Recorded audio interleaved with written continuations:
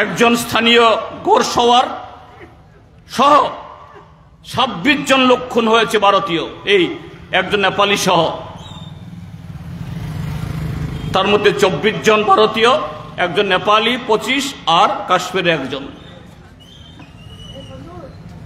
তার মধ্যে দুটি পরিবারের দুজন সদস্য, একজন হরিয়ানার নৌবাহিনীর একজন কর্নেলের মাত্র 6 দিন আগের বিবাহিতা স্ত্রী। স্বামীর চিতার সামনে তাকে যখন সাংবাদিকরা প্রশ্ন করে যে আপনি এই হত্যাকাণ্ড সম্পর্কে কিভাবে কি বলবেন, তিনি বলেছেন আমার স্বামীকে কেড়ে নিয়েছে একজন সন্ত্রাসবাদী, এখানে ধর্ম আনবেন না। সন্ত্রাসবাদী হিসেবে তাদের দেখবেন, এটা নিয়ে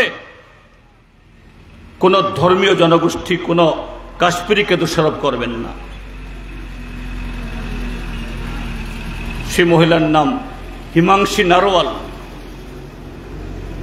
আরেকজন মহিলা মেয়ে, তার বাবার সব বেড়াতে এসেছিল কেরালার আরতি মেনন, তার বাবাকেও খুন করেছে।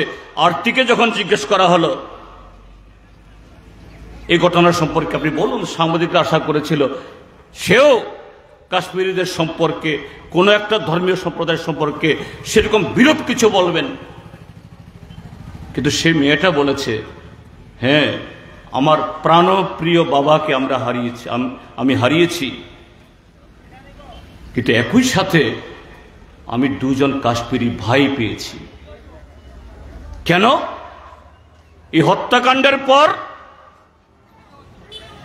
কাশ্মীরের ঘোড়াওয়ালা, হোটেলওয়ালা, গাড়ি যেভাবে ঝাঁপিয়ে পড়েছে, বাবা এবং স্বামী মারা যাওয়ার পরও তাদের মুখ থেকে একটাও বিরূপ শব্দ বের করানো যায়নি। কিন্তু দুর্ভাগ্যের সে 22 তারিখের পর থেকে আমরা কি দেখছি,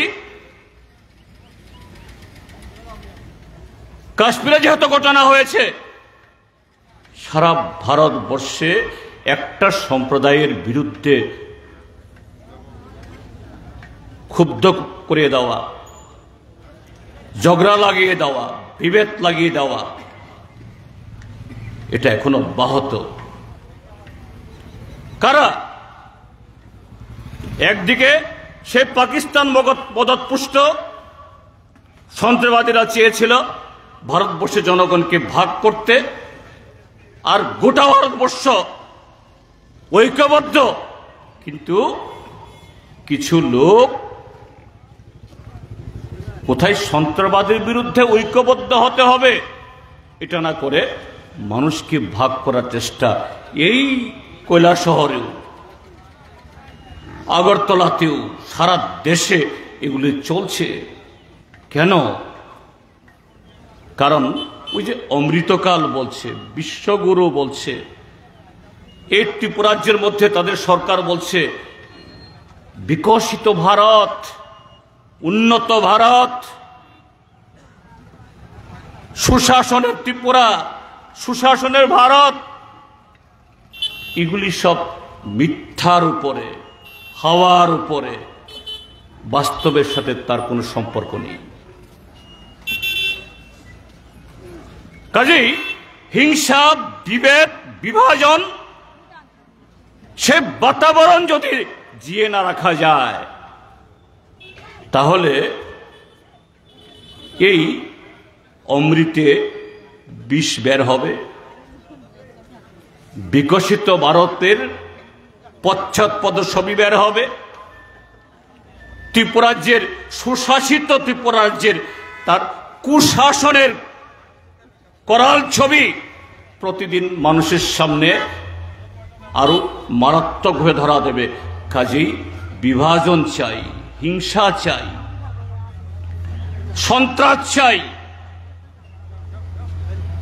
আমরা তার বিরুদ্ধেই এখানে এসেছি। না, সরকার পরিবর্তনের ডাক আজকেই আমরা দেব না, এখান থেকে অবশ্যই আমরা দেব। সময়ের স্লোগান সময় আমরা তুলব, কিন্তু আজকে আমরা তুলতে চাই যে মিথ্যা প্রতিশ্রুতির উপর ভর করে, যে ভীষণ ডকুমেন্টের উপর ভর করে ভারতীয় জনতা পার্টিরা তারা জিতে এসেছে। তাদের সাথে যাদের গোপন সলা পরামর্শ, তীব্রামথা, তারাও কিছু সংখ্যক লোককে বিভ্রান্ত করে, যদিও মোহ ভাঙছে, দ্রুত ভাঙছে, এখনো ধরে রেখেছে, তারাও 13টা আসন দখল করেছে। সেই মিথ্যার ফানুসকে ফাটিয়ে দিতে এবং তারা যাতে বাস্তবের মাটিতে নেমে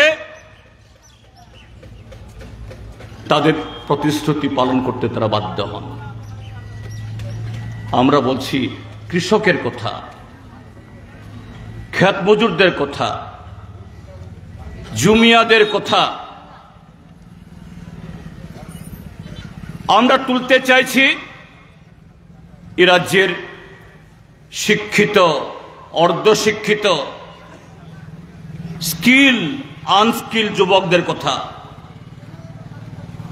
আমরা তুলতে চাইছি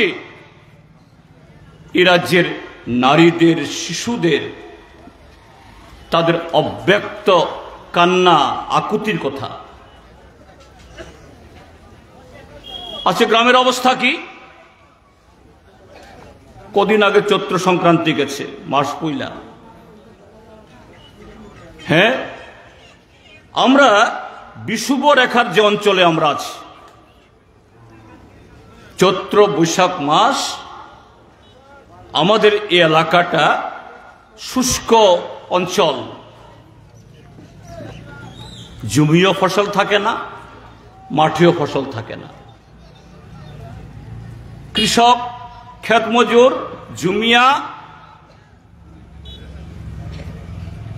তাদের নিজের ঘরের কোনো উৎপাদন থাকে না, আর এলাকায়ও কোনো কাজ থাকে না। একটা সময়েতে ত্রিপুরাজ্যে যখন বামপন্থী ফ্রন্ট সরকার ছিল না, সে 1978 আগে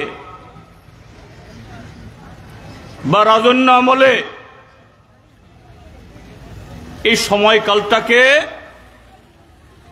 অভাবী সময় বলে চিহ্নিত করা হতো।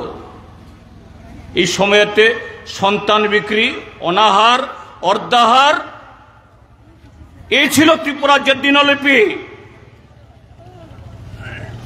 এ রাজ্যের গরিব মানুষ তখন মনে করতেন এটা আমাদের কপালের লিখন, ভাগ্যের লিখন খণ্ডিবে কে? কাজে কপালের লিখন, এটাকে আমাদের মানতেই হবে।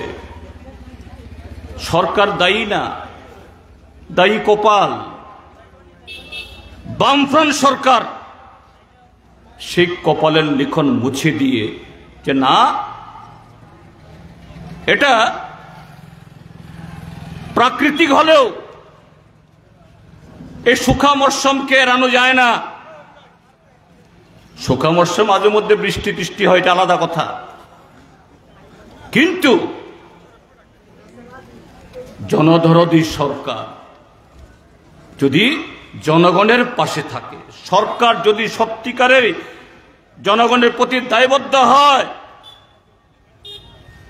তাহলে সেই অভাবের দিনটাকেও এড়ানো যায়।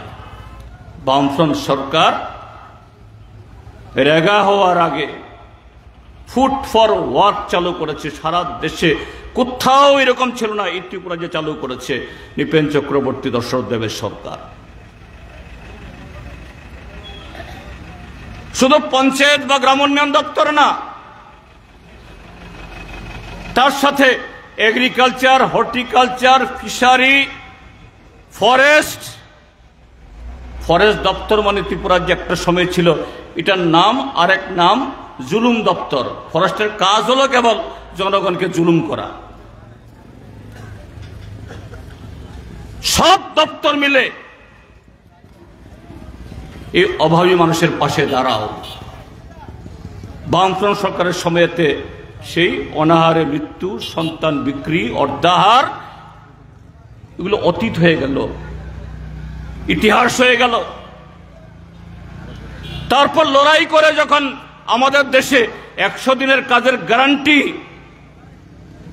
সে 2004 ইংরাজিতে বামফ্রন্টের সমর্থনে কেন্দ্রে ইউপিএ সরকার হলো, আসলো 100 দিনের কাজের গ্যারান্টি বা সংক্ষেপে রেগা। চৈত্র বৈশাখ মাসে রেগাতে এত কাজ, সাথে এগ্রিকালচার, হর্টিকালচার, ফরেস্ট, গ্রামেও 500,000 টাকার নোটের মেলা। এত বাংতি পাওয়া যাচ্ছে না, ব্যাংকে লাইন। কিন্তু এই যে গেল চৈত্র মাস কি দেখলাম ত্রিপুরাজ্যের মধ্যে,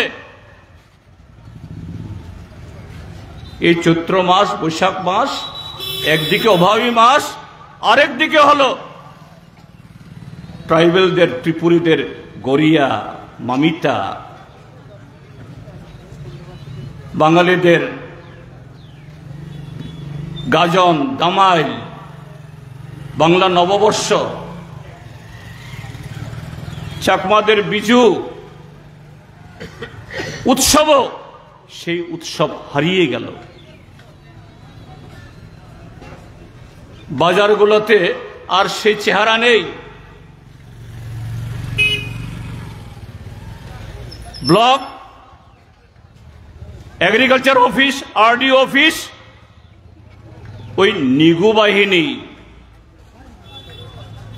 এ রাজ্যের নতুন মাফিয়া দলের নাম। এই মাফিয়ারা ছাড়া ব্লক অফিসগুলোতে, পঞ্চায়েত অফিসগুলোতে আর মাছিও যায় না। কোথায় গেল? যারা বলছে ডাবল ইঞ্জিনের সরকার হলে পরে টাকার অভাব হবে না, ছোটা সা প্রদেশ, কিতনা রাশি চাহিয়ে, কোথায় সে রাশি হারিয়ে গেল? কোথায় সে কাজ হারিয়ে গেল? 100 দিনের কাজের গ্যারান্টি, 100 দিনের কাজ তো কারো দয়া না, কারো মায়া না, এটা অধিকার। এটা অন্য স্কিমের মতো না, এটা অধিকার, রাইট। কাজ চাইলেই সরকার দিতে বাধ্য, কিন্তু ব্লকে টাকা নেই। এর আগের বছরের অর্থ বছর কাজ করেছে, তারও মজুরি 3 মাস 4 মাস আগে এখনো দেওয়া হয়নি। আর ছিটে ফুটা সেই চৈত্র বৈশাখ মাসের সময়ে তারপরে যা হয়েছে, কিভাবে যা কাজ আসে, মন কি বাতে গিয়ে নরেন্দ্র মোদীর মন কি বাত শুনলে পরে আপনি রেগা পাবেন, মন কি বাত না শুনলে পরে পাবেন না। মন্ডলের কোনো প্রোগ্রাম হলে পরে সেখানে গেলে আপনি রেগার কাজ পাবেন, না হলে পাবেন না। গেলেও আপনার নামে টাকা ঢুকবে না। আজকে ত্রিপুরার যে অভাবের কারণ এটাই। আজকে গ্রামগঞ্জের চেহারা যে জীর্ণ শীর্ণ, তার কারণ এটাই। যত সামান্য যা বরাদ্দ, সেই বরাদ্দের মধ্যে আবার উড়ে এসে জুড়ে বসে মাতব্বরদের দখল। তার সাথে হলো আমাদের রাজ্যের যারা যুবক, তাদেরকে কি বলছে যে ছোটা সা প্রদেশ, আচ্ছা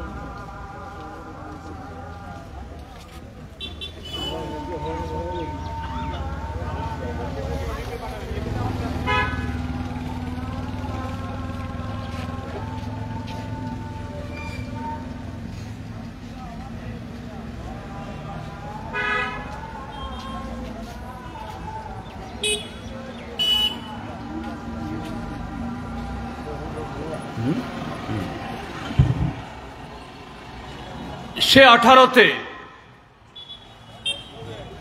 এই রাজ্যের যুবকদেরকে বলা হলো, দিল্লি থেকে তো ত্রিপুরাজ্যের বামফ্রন্ট সরকারকে কোটি কোটি টাকা দেওয়া হয় সরকারের শূন্য পদগুলোকে পূরণ করার জন্য, কর্মচারীদের 7ম বেতন কমিশন মোতাবেক বেতন ভাতাদি দেওয়ার জন্য। কিন্তু বামফ্রন্ট সরকারের মন্ত্রীরা, নেতারা সে অর্থ যথার্থভাবে খরচ করেন না।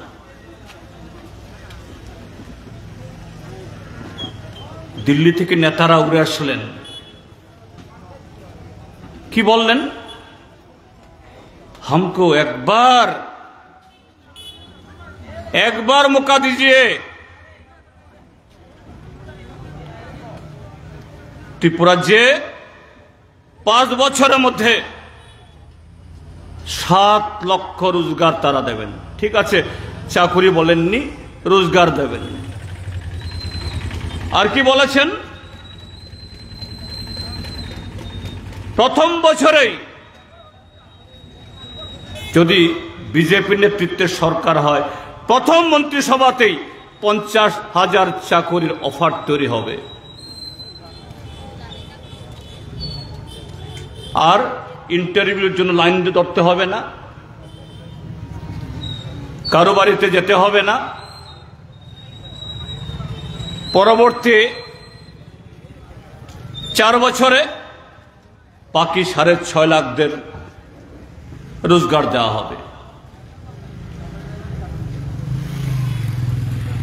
প্রথম বছর তো গেল, 5 বছর গেল, আরো 2.5 বছর চলে গেছে, 7.5 বছর গেছে। কত? গত মার্চ মাসে বাজেট অধিবেশনের সময়তে সরকার তথ্য দিল, 18-তে সরকার আসার পর তারা 13,000 সামথিং চাকরি দিয়েছে, সব মিলিয়ে। তাও হলো আউটসোর্সিং, কন্ট্রাকচুয়াল, সব মিলে, সব রেগুলার চাকরি না। তারপর কদিন বাদে 20,000-এর বেশি শিক্ষকের পদ শূন্য রেখে 228টা শিক্ষক পদে অফার তুলে দিয়ে একটা চাকরি মেলা। 20,000 শুধু শিক্ষক পদে শূন্য পদ, স্কুলগুলো বন্ধ হয়ে যাচ্ছে। শিক্ষার 12টা বেজেছে, 228টা অফার বিলি করে বলছে চাকুরি মেলা। সেদিন হয়ে গেল সংখ্যাটা 19,000, 13,000 থেকে মাঝখানে 6,000 কবে পেল, কখন দিল, কে পেল কেউ জানে না। যাই হোক, 19,000কে আমরা ধরে নিলাম সত্য, তাহলে তোমার প্রতিশ্রুতি কোথায়? প্রথম বছরে 50,000, প্রথম বছর এখনো হয়নি, প্রথম মন্ত্রিসভা এখনো বসেনি। গত 7.5 বছরে কি করেছে? আমরা যখন বিধায়করা বিধানসভাতে প্রশ্ন করি, সরকার বাধ্য সে প্রশ্নের জবাব দিতে। পুলিশে কত পোস্ট আছে, শিক্ষকের কত পোস্ট আছে, এগ্রিকালচারে কত পোস্ট আছে, একেবারে পুঙ্খানুপুঙ্খ তুলে ধরতে বাধ্য। আমাদের সংবিধান নির্বাচিত সরকারের কাছে তার এটা দায়িত্ব। আমরা প্রশ্ন করলে উত্তর আসে,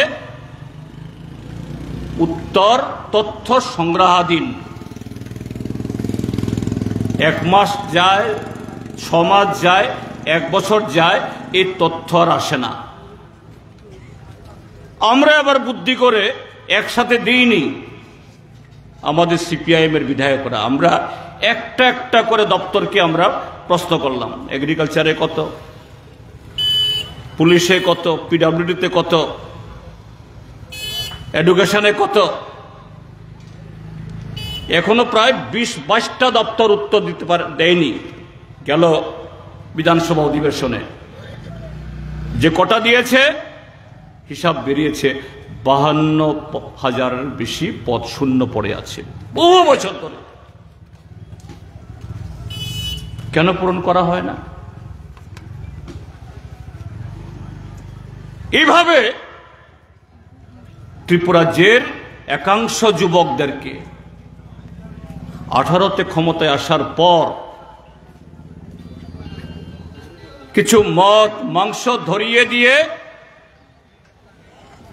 অঘোষিতভাবে তৈরি করেছে ভাইক বাহিনী। তাদের বেকারত্ব, দারিদ্র, ক্ষুধা শিকার হয়ে এই বাহিনী বিরোধী দলের বাড়ি ভাঙো, পার্টি অফিস পোড়াও, লুট করো। গত 7.5 বছরে এই ত্রিপুরাজ্যে 4 শতাধিক পার্টি অফিস তারা গুড়িয়ে দিয়েছে। আর অবশিষ্টগুলো সর্বোচ্চ কোনো পার্টি অফিস 14 থেকে 15 বার আক্রান্ত হয়েছে। আপনাদের এই কৈলাসহর সহ। কেন? কেন সরকারকে, শাসক দলকে, তাদের সমর্থকদেরকে এরকম অপকর্মে লিপ্ত করাতে তারা বাধ্য হচ্ছে? এরা কথায় কথায় বলে সিপিআইএমকে তো দূরবীন দিয়ে দেখা যাবে না, অস্তিত্বই থাকবে না, খুঁজে পাওয়া যাবে না। আর তাদের এই অমৃতকালে বিকশিত ভারতে এমন উন্নয়ন সাধন করছে, যদি এত উন্নয়নই যদি হয়ে থাকে তাহলে তো সবাই তোমাদের পক্ষে ছুটবে, সবাই তোমাদেরকে দুহাত ভরে সমর্থন করবে। কেন এই গেল পঞ্চায়েত নির্বাচন আপনারা শুধু এই গৌরনগর পঞ্চায়েতে এখানে তেমন করতে পারেন, আপনাদেরকে আমি ধন্যবাদ জানাই। কিন্তু বাকি সমস্ত পঞ্চায়েতে, সমস্ত ব্লকে নমিনেশন দেওয়া থেকে শুরু করে ভোট প্রচার, ভোট দেওয়া, ভোট গণনা সর্বত্র প্রহসনে পরিণত করে এই পঞ্চায়েতগুলো দখল করে নিয়েছে, পঞ্চায়েত সমিতিগুলো দখল করে নিয়েছে। আপনাদের এই মহকুমাতে চণ্ডীপুর সহ মন্ত্রী, বিধায়ক, নেতাদের নেতৃত্বে তোমাদের যদি এতই সুশাসন, এতই উন্নয়ন, এই রাজ্যের মানুষ যদি এত আপ্লুত হয়ে থাকে, কেন এত আক্রমণ করতে হবে, সন্ত্রাস করতে হবে? এটা বোঝা দরকার। আসলে সবটাই হলো প্রচার। মিথ্যার আশ্রয় নিয়ে লাখ লাখ কোটি কোটি টাকা দিয়ে শুধু ফ্ল্যাক্স, পোস্টার, বড় বড় এলসিডি টিভিতে হাসি হাসি মুখ দেখিয়ে সারা দেশেও রাজ্যেও পেট্রোল পাম্পে যান নরেন্দ্র মোদীর ছবি, রেলের টিকিট কাটেন প্রধানমন্ত্রীর ছবি,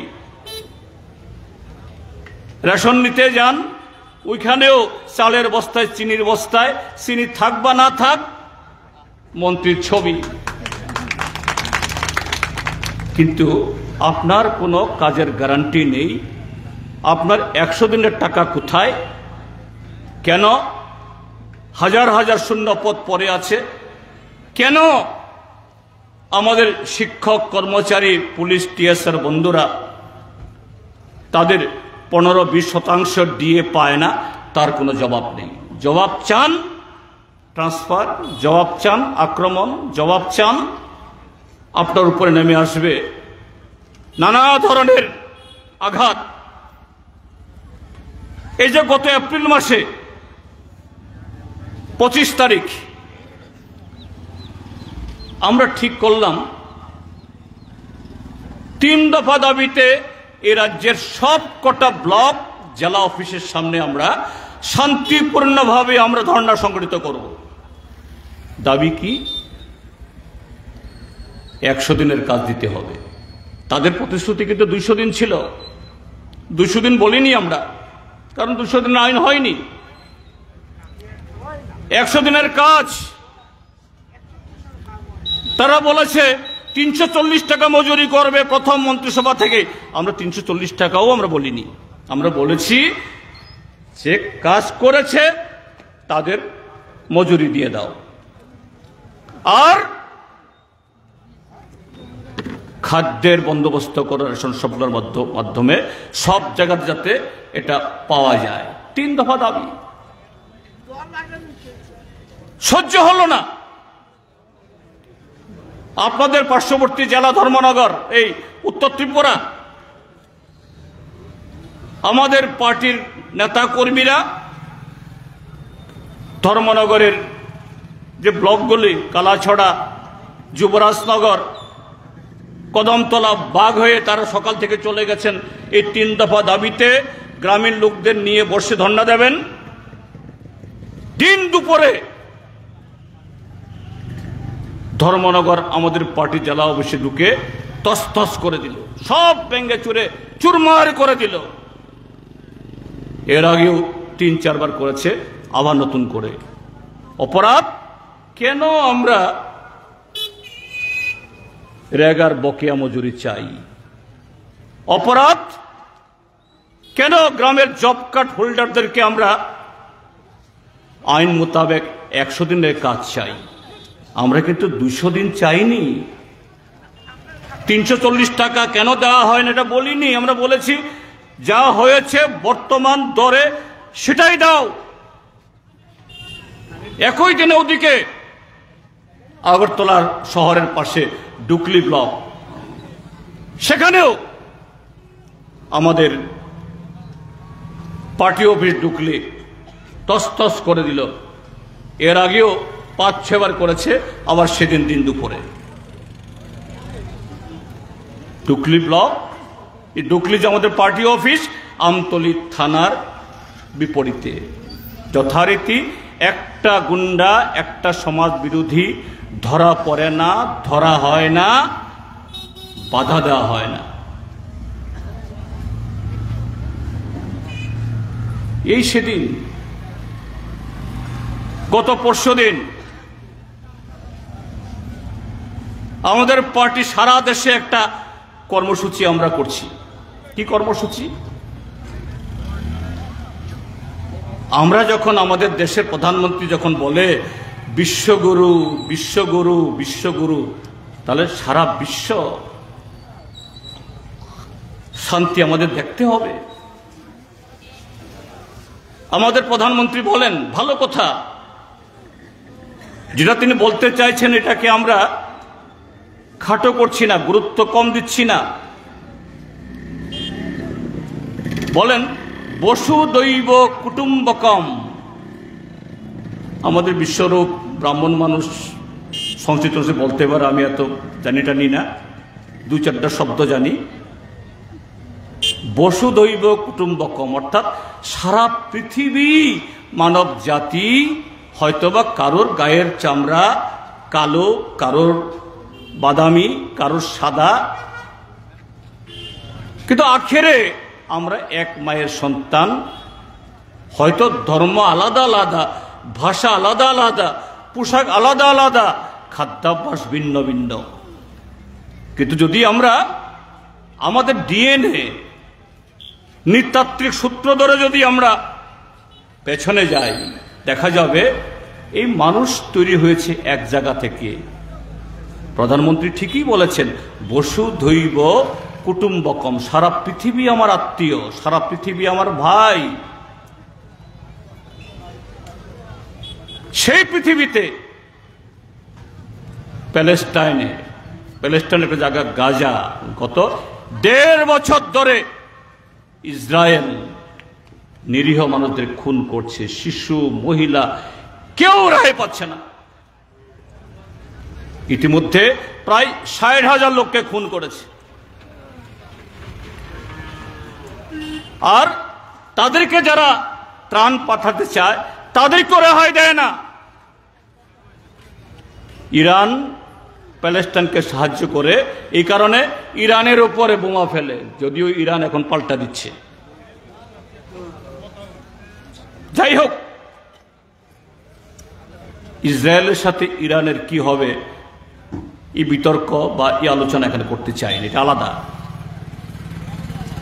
তো বসুদৈব কুটুম্বকম, মাননীয় প্রধানমন্ত্রীর তার আহ্বান শুনেই তো আমরা মানবতার উপরে এই আক্রমণের বিরুদ্ধে সারা দেশে আমাদের পার্টি আরো 4টা বামপন্থী দল আমরা প্রোগ্রাম নিয়েছি।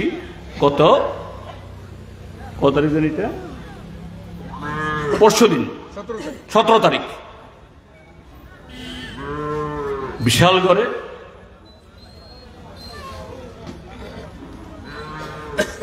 পুলিশের কোনো অভাব ছিল না, লাঠিধারী, বন্দুকধারী, সব ধরনের পুলিশ আছে। হাতে গোনা তাদের 40-50 জন সমাজ বিরোধী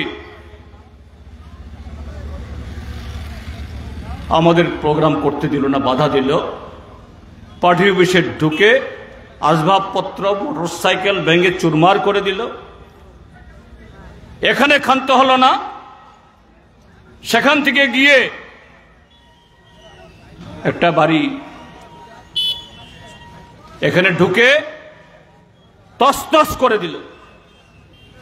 অপরাধ কেন? আমরা মানবতার পক্ষে দাঁড়াচ্ছি, কেন আমরা অত্যাচারীকে তার বিরুদ্ধে রুখে দাঁড়ানোর জন্য ভ্রাতৃত্বের আহ্বান জানাচ্ছি। কেন এগুলি করতে হয়, কেন করতে হচ্ছে? এই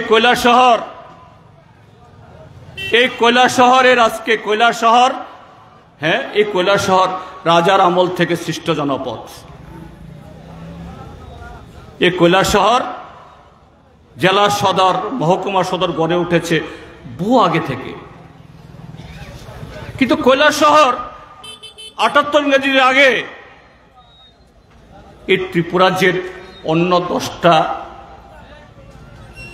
জনপদের আলাদা কিছু ছিল না। ভালো রাস্তা নেই, ভালো হাসপাতাল নেই, ভালো কোনো নাগরিক পরিষেবা নেই। কমরেড, প্রয়াত কমরেড শ্রদ্ধেয় বৈদ্যনাথ মজুমদার, তার নেতৃত্বে একদিক থেকে এখানে গণতান্ত্রিক আন্দোলন, বাম আন্দোলন গড়ে উঠেছে। তিনি দীর্ঘ সময় ধরে পরপর 3টা বামফ্রন্ট সরকার, প্রথম 2 দফায় এবং পরের বার আরেক দফায়, শেষ দফায় উপমুখ্যমন্ত্রীও ছিলেন।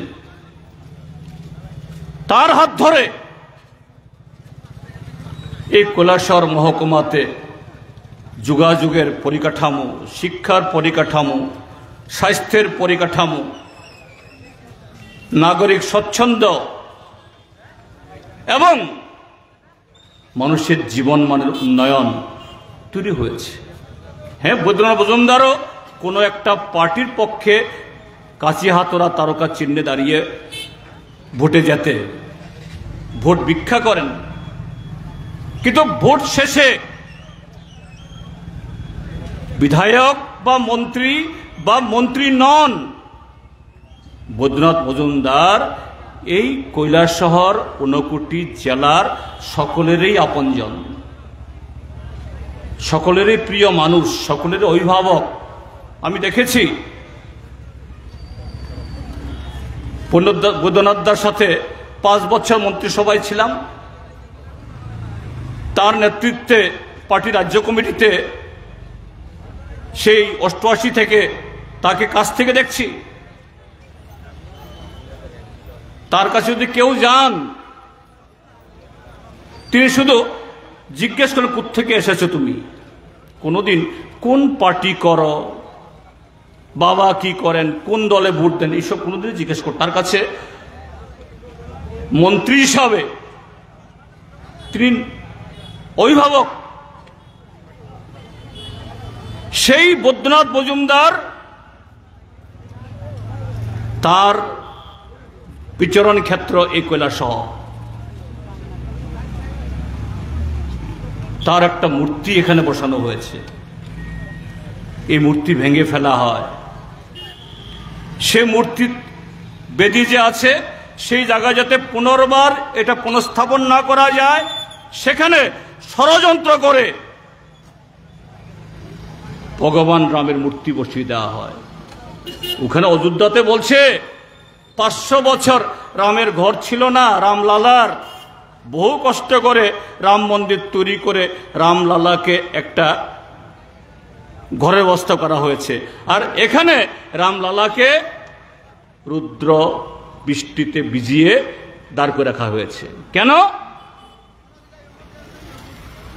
বৈদ্যনাথ মজুমদারের আদর্শ। তিনি যে পথে এই ত্রিপুরাজ্যকে, কৈলাসহরকে উন্নয়নের চেহারা দিয়েছেন, উদাহরণ তৈরি করেছেন, এটা তাদের সহ্য হয় না। এটা আমি বলছি না, এই কৈলাসহর থেকে এখানকার বহু নাগরিক নানাভাবে আমার সাথে তাদের পরিচয়, বলেন তারা যে আমরা তো এরকম প্রতিনিধি, এরকম মন্ত্রী আগেও দেখেছি, কিন্তু রাতারাতি কোন মন্ত্রী, কোন বিধায়ক এখানে না, সারা ত্রিপুরা রাজ্যের মধ্যেই 2 বছর 2.5 বছর না হতে হতেই এত টাকা, এত বৈভব, এত ক্ষমতা কি করে হয়? কৈলাসহরের মানুষ আপনারা সাক্ষী। এখানকার পিডব্লিউডি অফিস, এগ্রিকালচার অফিস, যেখানেই কোনো টেন্ডার, যেখানে কোনো ঠিকাদারি কাজে বন্টনের ব্যবস্থা আছে, এই জায়গা সারা ত্রিপুরাজ্যে কাদের দখলে? অগ্রিম কমিশন না দিলে পরে পঞ্চায়েত থেকে মহাকরণ কোনো কাজ ত্রিপুরাজ্যে হয় না। এই সরকার একদিকে তৈরি হয়েছে মিথ্যার উপর দাঁড়িয়ে, মিথ্যা প্রতিশ্রুতির দিয়ে, আর আরেক দিকে আজকে সে মিথ্যার উপর তৈরি হওয়া এই সরকার আজকে চলছে কমিশনের পয়সা দিয়ে। স্বাভাবিক, তারা মোটেই চাইবে না গণতান্ত্রিক বাতাবরণ।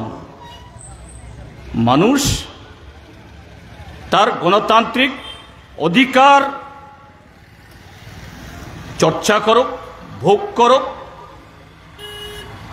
বেকার যুবক, কৃষক, ক্ষেতমজুর, দিনমজুর, জুমিয়া, শিক্ষক, কর্মচারী, তাদের ন্যায্য পাওনার কথা তারা বলুক না, বলতে দেবে না। বলতে চাইলেই তার উপরে এই আক্রমণ নামিয়ে আনো, এই হচ্ছে। কাজেই তাদের সম্পর্কে সতর্ক থাকতে হবে, ঐক্যবদ্ধ হতে হবে, যেন আগামী 2.5 বছর এইভাবেই এই ত্রিপুরাজ্যকে আরো লুট না করতে পারে, আরো সর্বনাশ করতে পারে। আইন মোতাবেক তারা সরকারে থাকবে, ক্ষমতায় থাকবে, থাকুন, কিন্তু মানুষের হয়ে কাজ করুন। আরেকটা দল টিপরামথা, যারা 23-এর নির্বাচনে সরাসরি বিজেপিকে ভোট দিতে বলেননি, কিন্তু তার চেয়ে বেশি বিজেপিকে আনার জন্য কাজ করেছেন, ভোট ভাগাভাগি করে। তারা জানে চণ্ডীপুর, ফটিকরায়, পাবিয়াছড়া, পেচারথল ঠিক আছে আলাদা, ট্রাইবেল মেজরিটি, কিন্তু 59 জেলার কয়েকটা কেন্দ্র, চণ্ডীপুর, ফটিকরায় এবং পাবিয়াছড়া, এখানে যে ট্রাইবেল ভোট আছে, 100% ট্রাইবেলও যদি কোনো একটা পার্টিকে ভোট দেয়, যদি অন্যরা যদি সে ভোট না পায়, তাহলে তাদের জেতবার কোনো সম্ভাবনা নেই। খুব সকৌশলে স্লোগান তোলা হলো, আমাদের একমাত্র দাবি, একমাত্র লক্ষ্য, একমাত্র ইস্যু গ্রেটার ত্রিপুরাল্যান্ড, আর তার জন্য ওয়ান লাস্ট ফাইট, এটাই আমাদের শেষ ফাইট। এই ফলাফলে ত্রিপুরামথার ক্যান্ডিডেট ভোটে জিতুক বা না জিতুক, কিন্তু ত্রিপুরাজ্যের ট্রাইবেলদের মেজরিটি সিট যদি ত্রিপুরামথার চিহ্নে পড়ে, তাহলে কেন্দ্রীয় সরকার আমাদের গ্রেটার ত্রিপুরাল্যান্ড দিতে বাধ্য হবে। তাই হয়েছে। চণ্ডীপুরে যদি সেখানে ত্রিপুরামথার যে প্রার্থী দাঁড়িয়েছে, সে যদি ভোট না কাটতো 2-2.5 হাজার, তাহলে কৃষ্ণেন্দু অনায়াসেই জিতে যেতেন। ফটিকরায়ে যদি সেখানে যে ত্রিপুরামথা যদি ট্রাইবেলদের ভোট এরকম ভাবে কাটতে না পারত, সেখানে সিপিআইএম এর প্রার্থী, পাবিয়াছড়াতে মানে কুমারঘাটে কংগ্রেসের প্রার্থী জিতে যেতেন। কাজে সেভাবে খুব সুকৌশলে বিজেপির ক্যান্ডিডেটদের জিতাবার জন্য ব্যবস্থা করে দিলেন। Last fight. প্রথম কি স্লোগান দিয়ে শুরু হয়েছিল? পইলা জাতি, উলব জাতি, উলব জাতি, অর্থাৎ জাতি ছাড়া আমাদের কোনো স্লোগান নেই, আমরা কোনো পার্টি টাটি করব না, পার্টি দিয়ে কিচ্ছু হয় না। পইলা জাতি, উলব জাতি, উলব জাতি। এরপরে হয়ে গেল পার্টি। গত 2021-এর एडीसी निर्वाचन की बोल 6 तारीख वोट होगा, 10 तारीख गिनती होगा, 11 तारीख हम दिल्ली जाके ग्रेटर त्रिपुरालैंड लाएंगे। अरे कोथाय एडीसी भोट? एडीसी भोटे तुम जो 28टा सीट 28टातेও যেত, তার সাথে ত্রিপুরাল্যান্ডের সম্পর্ক কি বলা হলো? আমাদের রাজ্যের সরল সিধে ট্রাইবেল ভাই বোনদের, হ্যাঁ আমাদের ট্রাইবেলদের একটা অংশ, তারা রাজ পরিবারকে সম্মান করে ভালোবাসে, এটা কোনো অপরাধ না। আগামী দিনও ভালোবাসুন, শ্রদ্ধা ভক্তি থাকুক, কোনো আপত্তি নেই, হিংসারও কোনো কারণ নেই। কিন্তু তাদেরকে কথা বলার মধ্য দিয়ে ধোঁকা দেওয়া হলো। এডিসি আসলো, 10 তারিখ ভোট গণা হলো, এডিসির ক্ষমতায় বসলো। কিন্তু আজকে 5 বছরের বেশি সময় ধরে, প্রায় 6 বছর হয়ে যাচ্ছে, ভিলেজ কমিটির ভোট হয় না। কেন একটা আন্দোলন হয় না? এটাকে কেন্দ্র করে কেন আরেকটা দিল্লি অভিযান হয় না? এটাকে কেন্দ্র করে কেন আরেকটা রাস্তা রোকো হয় না? হ্যাঁ, রাস্তা রোকো করুন, মানুষকে কষ্ট দিন, এ কথা বলছি না। নানান ইস্যুতে তারা রাস্তা রোকো করে, সেই করে, কেন হয় না? এডিসিতে ভিলেজ কমিটি ভোট নাই মানে কি? টাউট বাটপার সংবিধান বহির্ভূত কিছু লোক গিয়ে এডিসিকে গত 6 বছর ধরে লুট করছে। সংবিধান বহির্ভূত, সংবিধানে এদের কোনো এখতিয়ার নেই। সেই 21-এর পরে আসলো 23, ওয়ান লাস্ট ফাইট। এরপরে আসলো কনস্টিটিউশন সলিউশন, তারপর আসলো অ্যাকর্ড, ত্রিপ্রাসা অ্যাকর্ড। 2024 সালের মার্চের 3 তারিখ সই হলো দিল্লিতে। মানুষকে দেখালো, এই দেখো ব্ল্যাক অ্যান্ড হোয়াইট চুক্তি, ভারত সরকারের স্বরাষ্ট্রমন্ত্রীর উপস্থিতিতে 6 মাসের মধ্যে কার্যকরী হবে। এডিসি এলাকার আর কোনো অভাব থাকবে না, হাজার হাজার বেকার যুবকের চাকরি হবে, এডিসির হাতে ডাইরেক্ট টাকা আসবে, এডিসির মানুষের আয় উন্নতি বাড়বে। ভালো। ত্রিপুরার যে কেউ কেন এই 6 দফা এই চুক্তি হলো, এই চুক্তি কার্যকরী হবে না, কেউ বলেনি।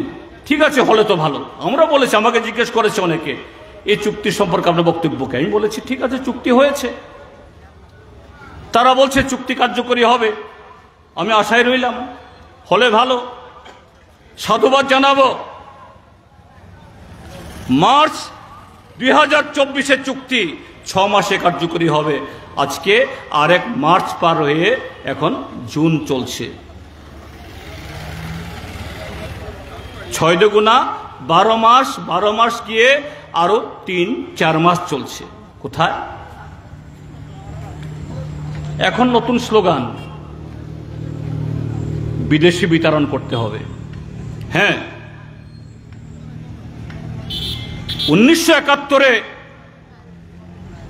বাংলাদেশের যুদ্ধের পর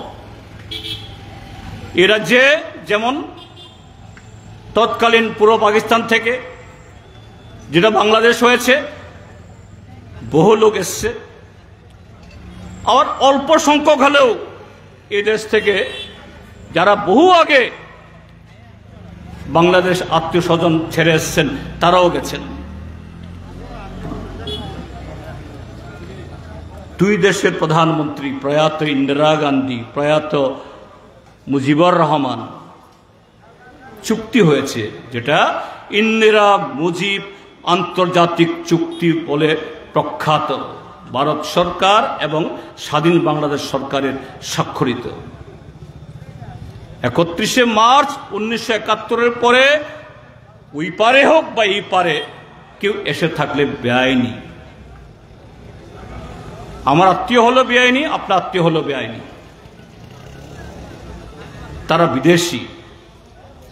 সরকারের চুক্তি অনুসারে তাদেরকে যার যার দেশে পাঠিয়ে দিতে হবে। কে উদ্যোগ নেবে? সরকার, সরকারের কাজ। এটার পক্ষে বলারও কোনো সুবিধা নেই, বিপক্ষে বলার সুবিধা নেই, এটা সবার জন্য শিরোধার্য। আজকে আন্দোলন,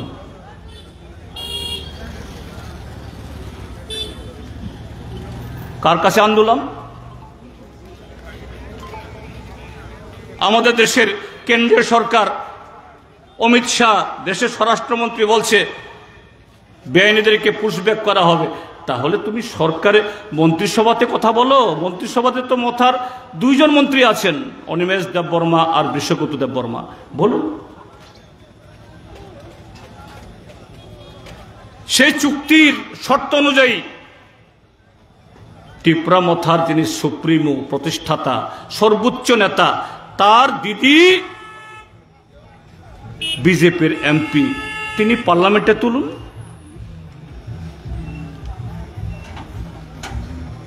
তারা প্রায় প্রতি মাসে দিল্লি যান, সেখানে কথা বলুন। কিন্তু আজকে ত্রিপুরা ল্যান্ড এডিসি এম্পাওয়ারমেন্ট 125তম সংবিধান সংশোধন বিল, যা আমাদের এডিসির জন্য এই রাজ্যের মানুষের দাবি, সমস্ত গণতান্ত্রিক মানুষ এগুলা নিয়ে চুপ। কদিন বাদে বাদেই নতুন নতুন গোল পোস্ট দেখাচ্ছে না। আজকে বলছেন এটাই আমাদের গোল পোস্ট, এখানে আমাদের গোল করতে হবে। এরপরে গোল পোস্ট সরলে আরেকটা গোল পোস্ট, আরেকটা গোল পোস্ট, আরেকটা গোল পোস্ট। এডিসি এলাকাতে আজকে সন্তান বিক্রি হচ্ছে, আবার না খেয়ে মারা যাচ্ছে। একটা সময়তে আমাদের ত্রিপুরার যে বামপন্থী ফ্রন্ট সরকার, তার প্রথম এবং দ্বিতীয় মেয়াদে মেট্রিক পাস করা ছেলে মেয়ে পাওয়া যায় না। মেট্রিক ফেলকে পাশের সমান করে ককবরক মাস্টার, কেরানি, এগ্রি অ্যাসিস্ট্যান্ট এই সমস্ত চাকরি দিতে হয়েছে, কেননা ট্রাইবেলদের কোটা পূরণ হয় না।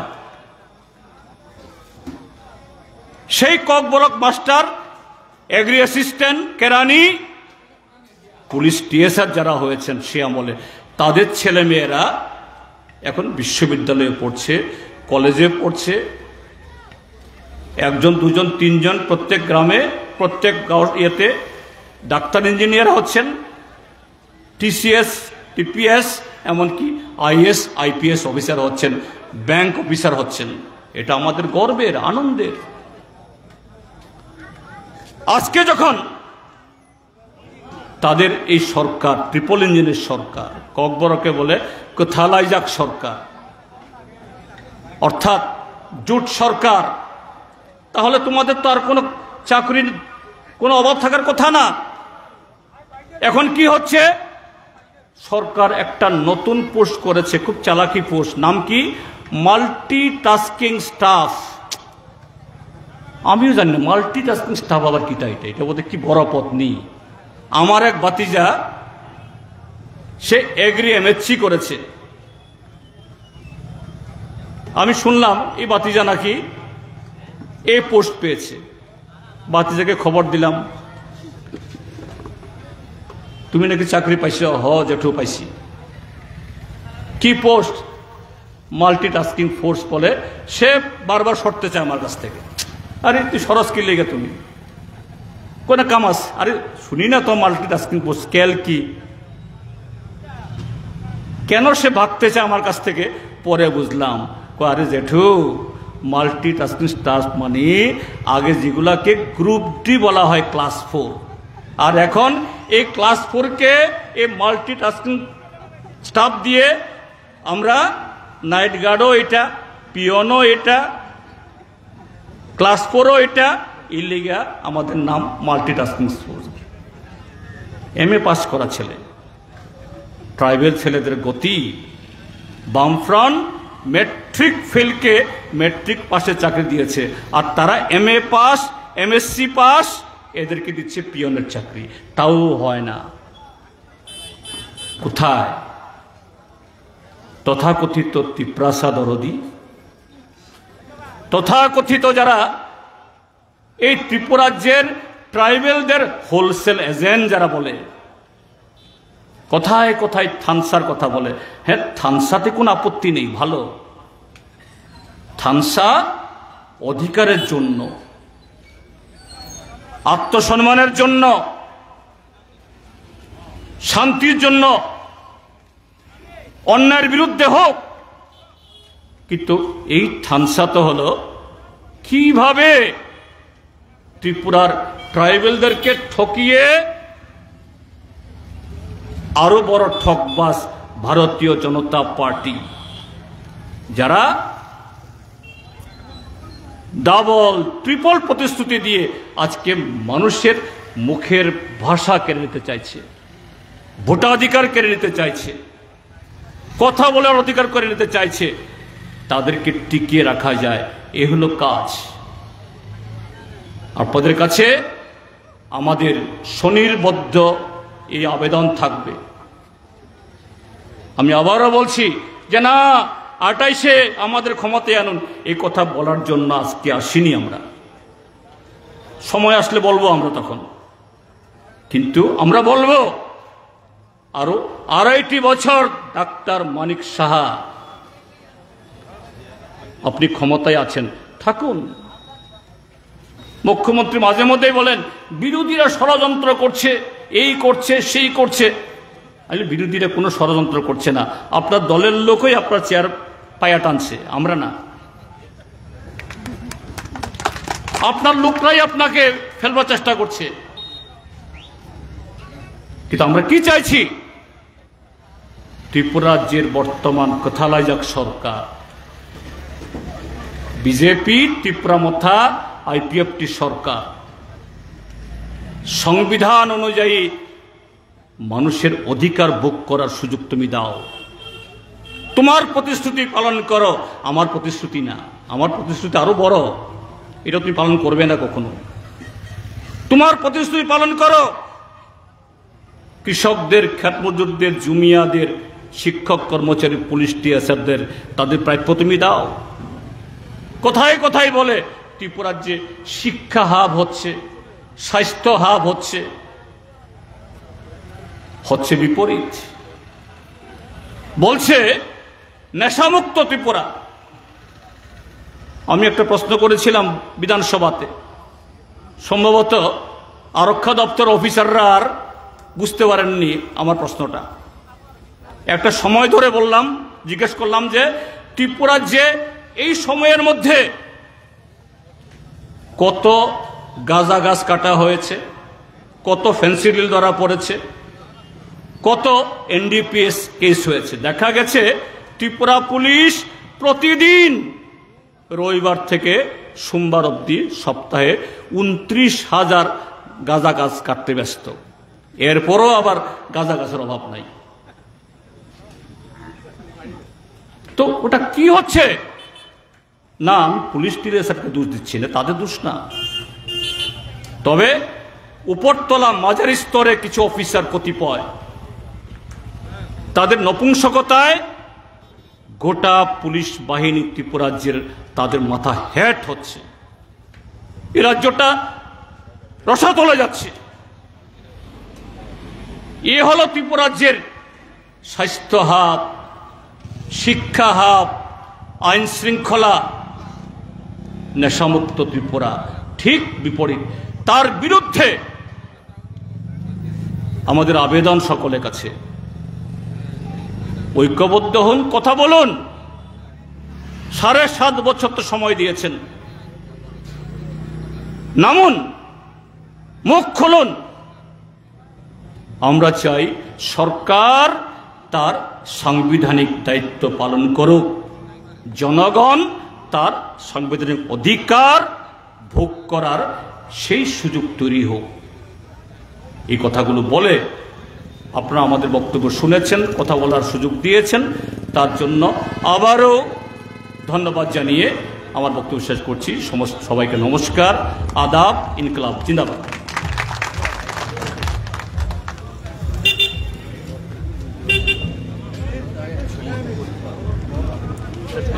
তুমি করো